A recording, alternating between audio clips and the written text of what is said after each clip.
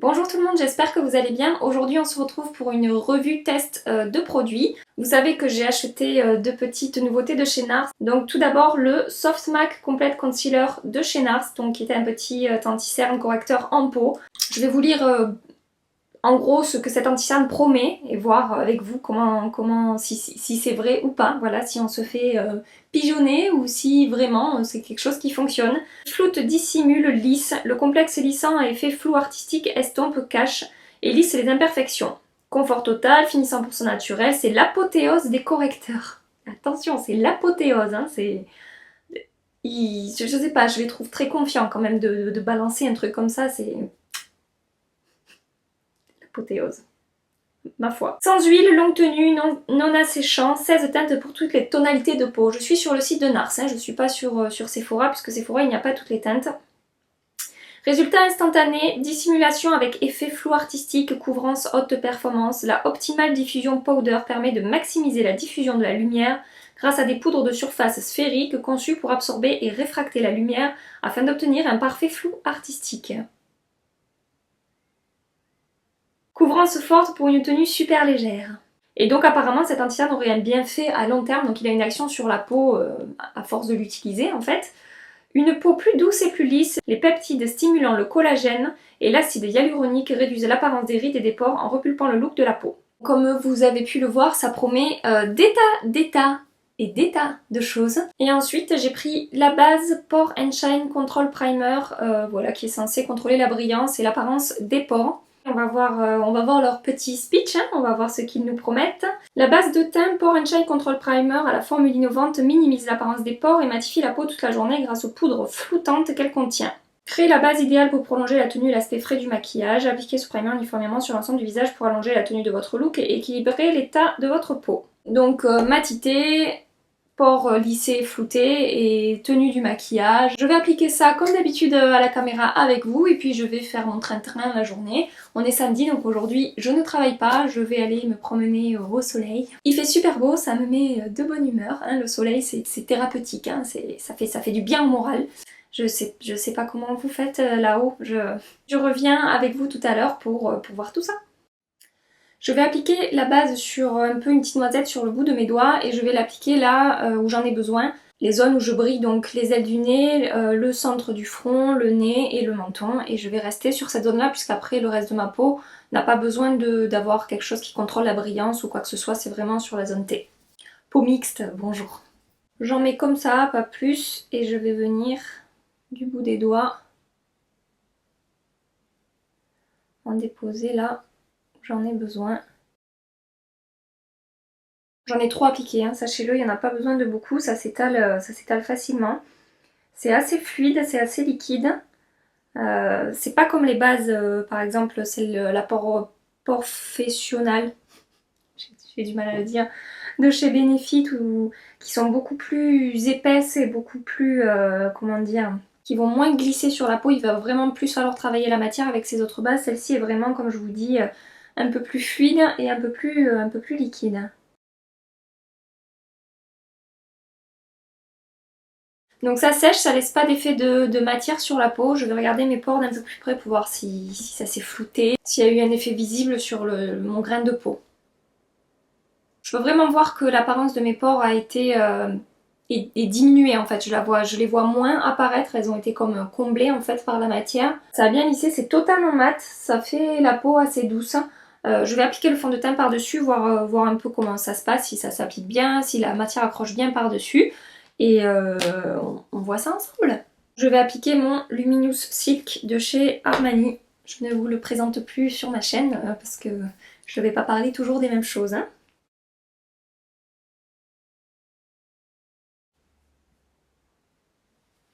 Ça va pas.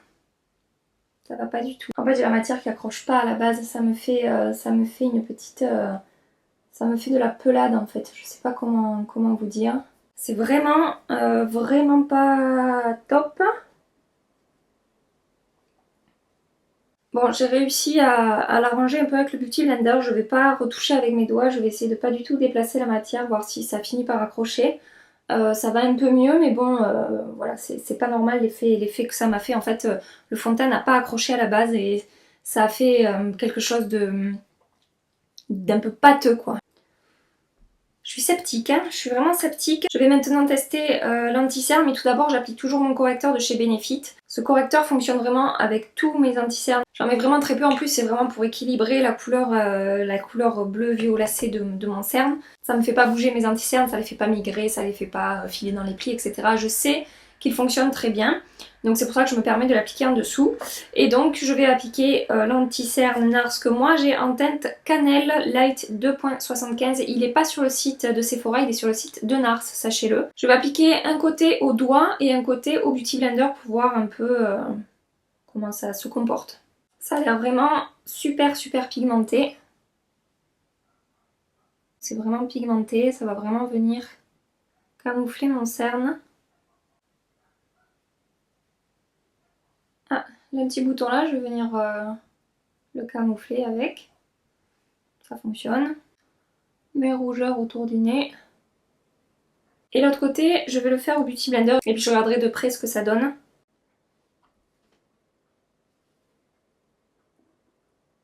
Ça marche très bien aussi au Beauty Blender, ça se travaille bien. C'est vraiment étonnant en fait, cette texture pour un anti-cerne en peau. Il est vraiment pas gras du tout. C'est très agréable à appliquer, à travailler. Il n'y a pas besoin de chauffer la matière. En plus,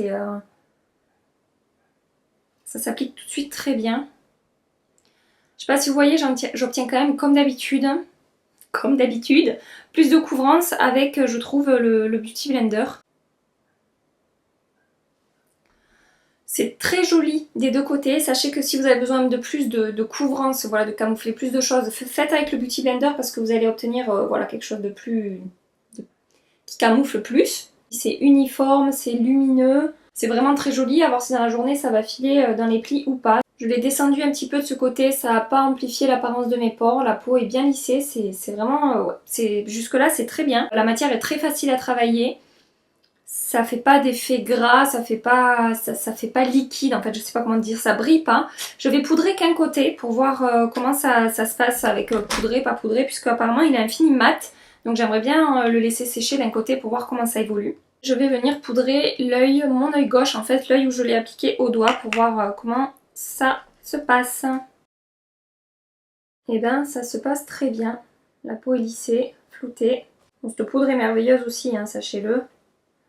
Poudre Laura Mercier, on vous la présente plus non plus. Je vais juste poudrer là autour du nez, mais je poudre pas l'anti-cerne.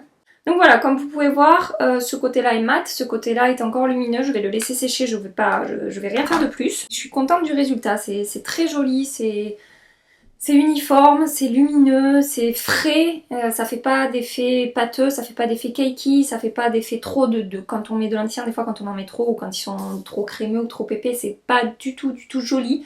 Là c'est pas le cas, c'est voilà, c'est frais, c'est lumineux et j'aime ça. Vous savez que celui-là c'est le graal de la couvrance et de la disparition du cerne, mais en même temps il va y avoir plus d'effet de matière qu'avec celui-là. Il sera pas aussi couvrant, mais il fait un effet beaucoup plus naturel, beaucoup plus lumineux, que j'aime beaucoup. Et j'aurais plus tendance à utiliser ça au quotidien, et ça plus en soirée, pour des occasions spéciales, ou pour faire des photos, ou pour quand je filme par exemple. Je sais que comme ça, tout a disparu. Hein. Je vais continuer mon teint. Bronzer, blush, highlighter, tout ça. Et puis je reviens avec vous. Pour faire un point là avant de partir gambader, mon teint va très bien. Alors j'ai eu très peur avec la base au début. J'ai réussi à retravailler un peu la matière par-dessus. Peut-être il faut attendre que, je sais pas, que ça fusionne, qu'il se passe quelque chose. Peut-être j'ai touché trop vite avant que le fond de teint soit sec ou quelque chose comme ça. Après du coup je me suis épurée, mais quand je vais appliquer le reste ça va être une cata. Et en fait non, ça va. J'ai eu beau appliquer un peu de bronzer, même sur mon nez, et de l'highlighter. Ça n'a pas bougé. J'ai les pores qui sont lissés, j'ai la peau ultra douce. Bon, c'est dû aussi à ma petite poudre, hein, mais j'ai le teint vraiment là unifié, uniforme, sans défaut, sans pores qui font la fête. Du coup ça va, du coup je suis rassurée. Je pars pour ma journée avec une tête potable. J'espère que ça va tenir, j'espère que dans 2 heures ça va pas être... Mais là c'est joli, je suis contente, donc on va voir. Et l'anti-cerne vraiment, enfin je sais pas si vous voyez, mais c'est joli. C'est vraiment joli et ça a un peu séché, je pense que c'est pas encore complètement sec ou alors peut-être que ça laisse un petit peu de lumière à la peau. Mais ouais, franchement, c'est bien. La base à voir. J'ai des doutes, faudrait peut-être que j'essaie aussi avec un autre fond de teint, voir ce que ça donne, parce que des fois, une certaine base et un certain fond de teint n'arrivent pas à cohabiter. Voilà, ça fusionne pas. Mais c'est pas non plus super normal. Je sais que c'est pas le fond de teint lui-même, puisque le Luminous Silk, comme vous savez, je l'utilise depuis très longtemps, c'est mon fond de teint préféré, donc je sais que ça fonctionne sur ma peau. Voilà, je reviens, je sais pas, en fin d'après-midi, je pense. Là, j'ai appliqué le maquillage, il était 10h30. Donc voilà, je vais porter ça toute la journée et on se voit pour faire des petites vérifs. Il est 8h moins 20, j'ai pas eu le temps de repasser avant. Ça va faire entre 9 et 10h que je porte le maquillage, donc c'est bon, on peut faire un check-up là, je pense que on l'a bien mis à l'épreuve.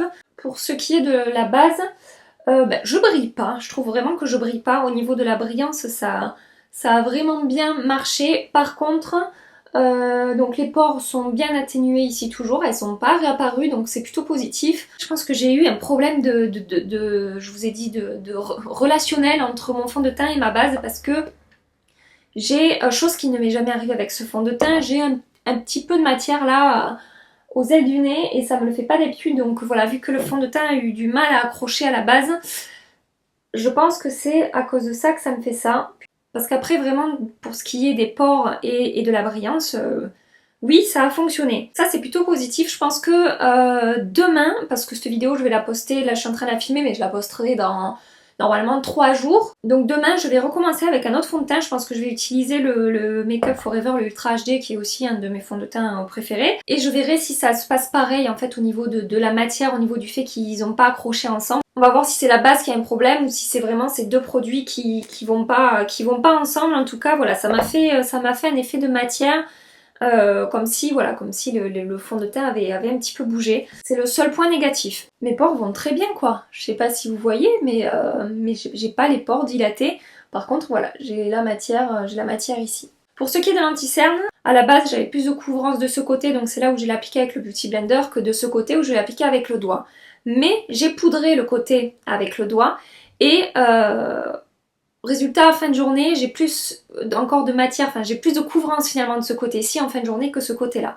Ça veut dire que je pense que c'est mieux si on le poudre. Après au niveau du rendu, il n'y a pas du tout d'effet de matière, il supporte très bien le fait d'être poudré. Il n'a pas filé dans les plis, en tout cas pas plus que d'autres anti-cernes. Il est vraiment couvrant.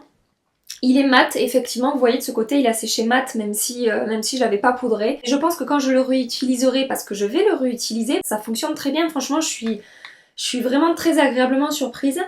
Je le poudrerai, voilà. Je pense que je l'appliquerai au Beauty Blender et qu'en plus je le poudrerai.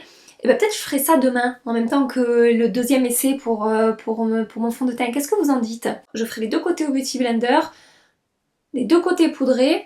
Et on verra ce que ça donne, mais en tout cas c'est très très très positif. Si vous n'aimez pas poudrer votre anti-cerne, je pense que ce n'est pas obligé avec celui-là parce que je vous dis la différence est très légère entre les deux. Je suis contente, je suis vraiment contente.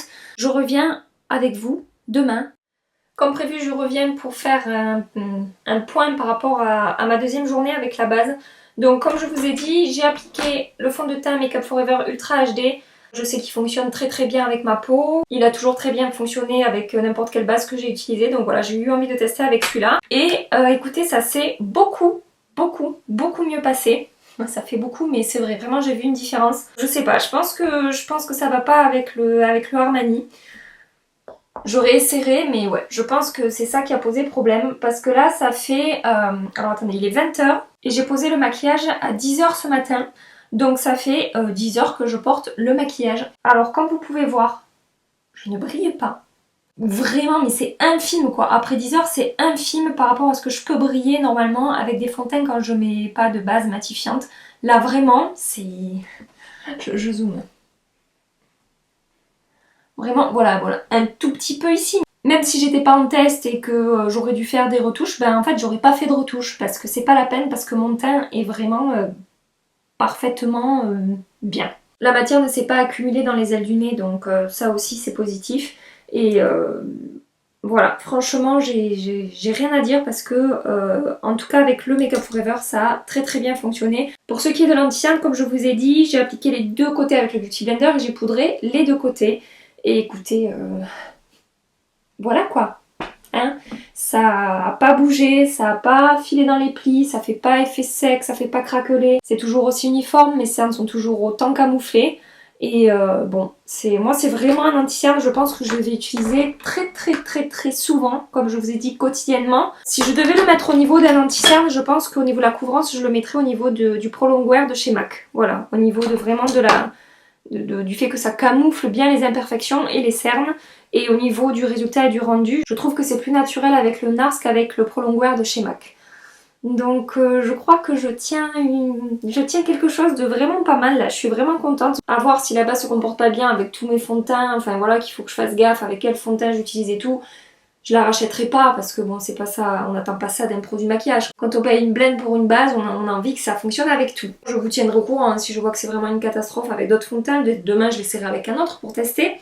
Mais voilà. Et l'anti-cerne par contre, je pense que je vais l'acheter, je vais l'acheter peut-être une teinte un peu plus claire pour que je puisse jouer un peu avec la lumière sur mon visage, des zones un peu plus lumineuses, un peu plus claires que d'autres. Là c'est vraiment exactement la même couleur que mon fond de teint, donc voilà. De toute façon quand on aime un produit et qu'on est fan de maquillage, on en veut plein, tout plein comme ça. Hein, c'est voilà, on peut pas faire autrement. Petite conclusion très rapide. J'aime bien faire vraiment une conclusion. Même si ça répète, ça résume vraiment tout ce que j'ai dit depuis le début. Hein. Conclusion 1. Oui, mais... à voir. Conclusion. Oui et oui. Voilà. Merci Nars. Merci.